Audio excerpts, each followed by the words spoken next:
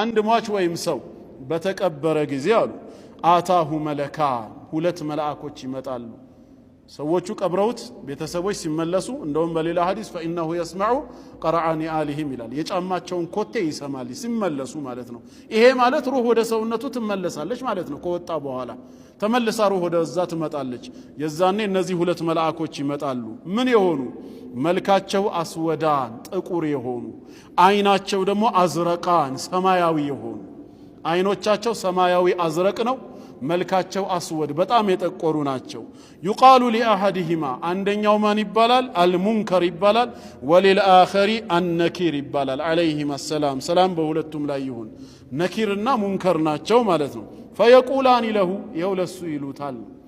በዱላ አይደለም የሚጀምሩት ወይ በሌላ አይደለም የታዘዙትን ነው። ያ ባሪያ ጋር ይመጡና ምን ይሉታል? ማ ኩንተ ተቁል ምን የምትል ነበርክ ይሉታል በዱንያ ህይወት እያለ في هذا الرجل محمد صلى الله عليه وسلم ስለዚህ ሰው ስለ ሙሐመድ አንተ ዱንያ ህይወት ላይ እያለ ምን የምትል ነበርክ ይሉታል። فهو قائل እሱም የሚል ይሆናል ما كان يقول ይል የነበረውን ነው።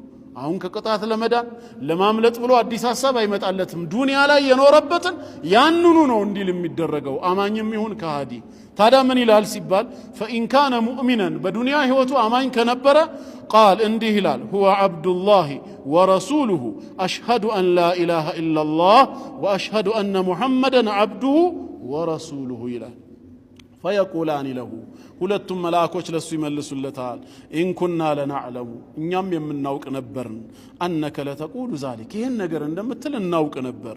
ثم يفسح له ከዛ ለሱ ይሰፋለታል في قبره ቀብሩ ላይ መጀመሪያ ሲገባ 1 ሜትር በ2 ሜትር በሆነች ነበረች ለህድ ውስጥ የገባው አሁን እንዲሰፋለት ይደረጋል። ምን ያህል 70 ذراعا 70 ክንድን في 70 ذراع በ70 ክንድ 70 በሰባ ማለት ነው። በእኛው ምሳሌ ትምህርት እንዲሆነን 1 ክንድ ግማሽ ሜትር ነው ካለን 70 ክንድ ስንት ይሆናል? 35 ሜትር ይሆናል። 35 በ35 ይሆነለታል። 35 ሲባዛ